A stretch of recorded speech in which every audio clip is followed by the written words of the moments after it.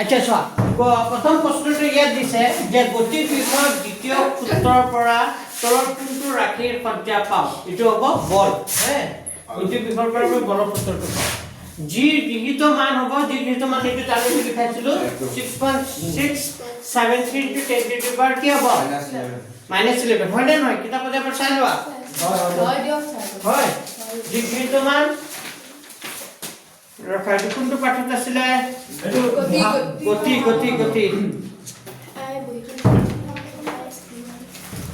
গৃহীত মান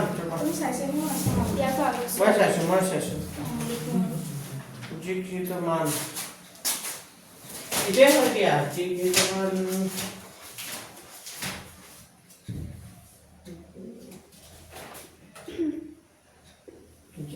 এইটো সব যি গৃহীত মান দেখা পাইছে নে 6.673 * 10⁻³ নিউটন মিটাৰ স্কয়াৰ কেজি পাৰ কেজি হ'ব এটা আহিব একদম 100% কমন দে বুজিছে না তাৰ পিছত এইটো আনসাৰ w এইটো আনসাৰ হ'ব 1/6 আৰু এইটো আনসাৰ হ'ব B মহাকৰ্ষণ বিশ্বজনীন সূত্ৰৰ গাণিতিক প্ৰকাশ হৈছে F = G capital T M capital M হ'ব small m by d². তো এটা খুব ইম্পর্টেন্ট বিষয় ঢাকা আহে তাই মেসেজ দিতে কে বলি সারে বাইরে কিছু কল ভাই রকিরে তারপরে দিদে ইয়াত ক্ষমতা p প্ৰকাশ ৰাশিটো হ'ব এইটো mg/q হৈ যাব d হা আৰু অপচি হ'ব 1 কিলোৱাট ঘণ্টাত কিমান জুল এটা আহিব 3.6 * 10⁻³ কিমান 6 জুল এইটো মেট্ৰিকটো আহে ঠিক আছে বস্তুৰ স্থিতিতে নিৰ্ভৰ কৰে ইয়াৰ স্থান আৰু কি হ'ব বিন্যাসৰ ওপৰত তাৰ পিছত 20 ডিগ্ৰী সেলসিয়াছ বায়ু শব্দৰ গতি কিমান হ'ব 344 মিটাৰ পাৰ কি হৈ যাব সেকেন্ড এটা কেনেকৈ হৈ যাব এটা উলাব লাগিব কৰিব লাগিব এতিয়া 20 ডিগ্ৰী বায়ু 1 ডিগ্ৰী বায়ু কিমান হয় 20 ডিগ্ৰী বায়ু কিমান হ'ব এটা আমি শাৰ্ট আছে নেকি শাৰ্টত চাব লাগিব ঠিক আছে মই কৈ আছো ভাইটো হয়তো এইটো ঠিক কৰি থোৱা 344 মিটাৰ পাৰ সেকেন্ড আৰু কোনটো শব্দৰ কল্পনাংক ছাইড নহয় এইটো কোৱা তোমালোকে নিজে জানিব লাগে 10 আচ্ছা এই ভাগ মই কলো কিমান আছিল মানুহৰ ছাইড কিমান আছে 20000 কিমান কোৱা ৰবা ইনতে কো লৰকেটা কোৱা কিমান মানুহৰ কম্পনাংক কিমান মানুহৰ শব্দৰ কম্পনাংক ছাইড কিমান আছে কিমানৰ পৰা কিমানৰ ভিতৰত শুনা পায় 20000 পৰা 2000 20000 20 hertz to 20000 hertz মনে থাকিব তো তাৰ ভিতৰৰ অপচনও নাপাব তাৰ পৰা অপচন নাপায় নাপায় এইটো 10 hertz কি হ'ব কম্পনাংক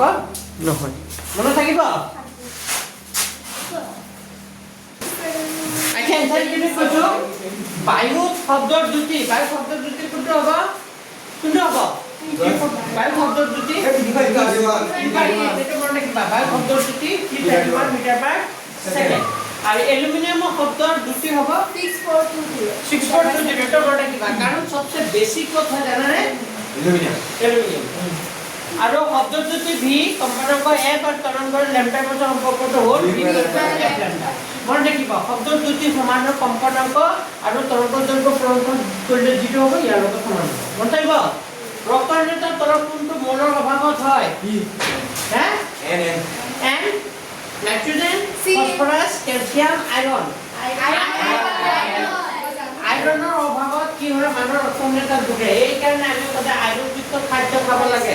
আইৰণযুক্ত খাদ্য ক'ত থাকে অৰ্গছ হে কলডিল যিবোৰ বস্তু কাটিলে মানে কি একদম মানে ডালিমটো থাকে বুজি পাইছে নাই যিবোৰ বস্তু কাটিলে মানে কি পটাগেট কৰে আমি আইৰণযুক্ত তো ৰক্তহীনতাত নুভুগে তেতিয়া মানুহৰ যদি ব্লাড কম হয় হিমোগ্লোবিনৰ পৰিমাণ যদি তেজত কম থাকে তেতিয়াহ'লে খাব লাগে বুজি পাইছে নাই বুজি পাইছা বিশেষকৈ ছোৱালী মানুহবোৰ বেছিকৈ ৰক্তহীনতাত ভোগে তো ছোৱালী মানুহবোৰে তো খাবই লাগে ল'ৰাকেইটাও ভোগে আজিকালি কাৰণ ল'ৰাকেইটাও যে নাখায় হয়নে নাই বেছিভাগ কৰে কি থাকে কমে থাকে যে নহওক লাষ্ট কুৱেশ্যনটো হ'ল প্ৰকৃতিত মাটিৰ গঠনৰ এটা কাৰক নহয় কোনটো কাৰক নহয় মাটিৰ গঠনত সূৰ্য পলিথিন মোনা পানী বায়ু কোনটো হ'ব পলিথিন মোনা এইটো কি নহয় মাটিৰ গঠনৰ কাৰক নহয় বুজি পাইছে নাই ই কোনো ই নকৰে ই মানে অনিষ্টহে কৰে গঠন কৰা সহায় কৰে জানো এইটো অংক নাই পৰীক্ষা কথা নকবা হে এইটো চোৱা 1 নম্বৰ প্ৰশ্নটো কৈছে তলত কোনটো এটা ৰোগৰ বাহক নহয় ইটো গৰু আৰু পৰুৱাটো বাহক হয় পৰুৱাটো হয় শহা আৰু গৰু এই দুটাৰ মাজত এটা হ'ব মোৰ মতে তো এইটো গৰু বুলি মই ক্লিক কৰিছোঁ হ'ব গৰুৰ মতে এই দুটাৰ মাজত এটা হ'ব লাগে গৰুটো বাহক নহয় জানো 2 নম্বৰ প্ৰশ্নটো চোৱা তলত কোনটো এটা ভাইৰাছজনিত ৰোগ নহয় পানী লগাটো হয় ডেংগুটো ভাইৰাছজনিত ৰোগ হয় এইডছ হয় তো কলেৰাটো নহয় কাৰেক্ট অপচনটো কি হ'ব কলেৰা বায়ুমণ্ডলৰ নাইট্ৰজেন গেছৰ শতকৰা পৰিমাণ কিমান এটা সবেই জানো 78% কি থাকে নাইট্ৰজেন থাকে আৰু অক্সিজেন কিমান পাৰ্চেন্ট থাকে বুজি পাইছেন নাই কাৰণ খুব কম পৰিমাণে অক্সিজেন থাকে তো বাকি নাইট্ৰজেন কি থাকে বেছিকে থাকে পানীৰ বহিকংকাল অন্তঃকণ গঠিত কৰা পদাৰ্থবিধ হ'ল কি হয় জানো নিউক্লিয়াছ চৰ্বি নহয় কাৰ্বনেট পানীৰ বহিকংকাল আৰু অন্তঃকণ গঠিত কৰা পদাৰ্থবিধ হ'ল কাৰ্বনেট চাওচোন এবাৰ এনসাৰটো চাই লোৱা চেক কৰা এইটো আমি যে পাইছিলো মানুহৰ মুখমণ্ডল কলাতে আছে নেকি কলা তাত চোৱা এইটো এনসাৰ এইটো হ'ব লাগে কাৰ্বনেট হ'ব লাগে প্ৰশ্নটো আছে পানীৰ কি আছিলে প্ৰশ্নটো কৈছে পানীৰ বহিকংকাল অন্তৰ্গত গঠিত কৰা পদাৰ্থ এইটো পাইছা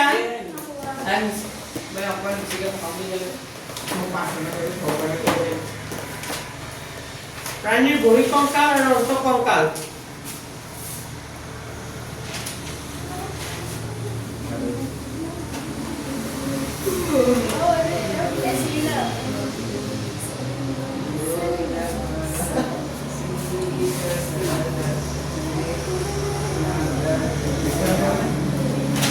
এইটো কাৰ্বনেটে হয় যে লাগিছে হে হ'ব এবাৰ চাই ল'বা চাইটো চাই ল'বা হে হ'বনে এবাৰ কি কিতাপখন পঢ়িবা পঢ়ি জনাবা এইটো কাৰ্বনেট হয় যেন লাগিছে চাই লোৱা এইটো এনসাৰ তলৰ কোনটো মুখ্য অনুপহক তো মুখ্য অনুপহক ইয়াত কোনটো হ'ব জানা নাই কেলছিয়াম কি হ'ব তোমালোকে চাৰ্টখন মনত ৰাখিবা ইয়াত লিখা আছে ধুনীয়াকৈ যে মুখ্য অনুপহক কি হয় নাইট্ৰজেন ফসফৰাছ পটাছিয়াম কেলছিয়াম মেগনেছিয়াম আৰু সালফাৰ এইকেইটা হ'ল মুখ্য অনুপহক পৰীক্ষাৰ নাম আহিব মুখ্য অনুপহক কেইটা নাম ক্ষুদ্ৰ অনুপহক কেইটা নাম এই নাম আহিব 206 আছে চোৱা এইকেইটা আহিব মই কমন দিয়াৰ পাছত তোমালোকে নোচোৱা আৰু নপঢ়া আহিব তুমি পঢ়াই থাকোঁতে মই লিখাইছোঁ আৰু এইটো কওকচোন হ'ল হ'লে পিছত কি ভূমিত উৎপন্ন অবাঞ্ছিত উদ্ভিদ মানে যিবোৰ হ'ব নালাগে হয়নে নাই এইটো হ'ব অপতৃণ হয়নে নাই শস্যটো এনে কি হয় উৎপন্ন হয় এই অপতৃণ সাগৰত অৰ্থনৈতিক গুৰুত্ব নথকা মাছবিধ সাগৰত কোনটো সাগৰত মিৰিকাটো হ'ব লাগিব সাগৰত কোনবিধ মাছৰ কোনো গুৰুত্ব নাই এইটো বাহুটো বাহু বাহুটো ডাঙৰ চাইজৰ মাইছে পাতলা হয়নে নাই বুজি পাইছে না গুৰুত্ব নথকা মাছবিধ তলৰ কোনবিধ পদাৰ্থৰ সুৰেখাব অধিক আকৰ্ষণ আছে এইটো হ'ব গজাল গজালে কানো লু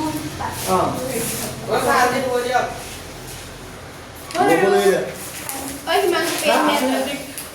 আকৌ বৰষুণ আহিব দিগদাৰ হ'ব নহ'লে নহ'ব যা 50টা মান হৈ গ'ল নাই 50টা 22টা যা কিনাখন 25টা পাইছে মই পাইছো ন আজি 22টা হৈ গ'ল Oh my god. এইটা হ'ল না বেয়া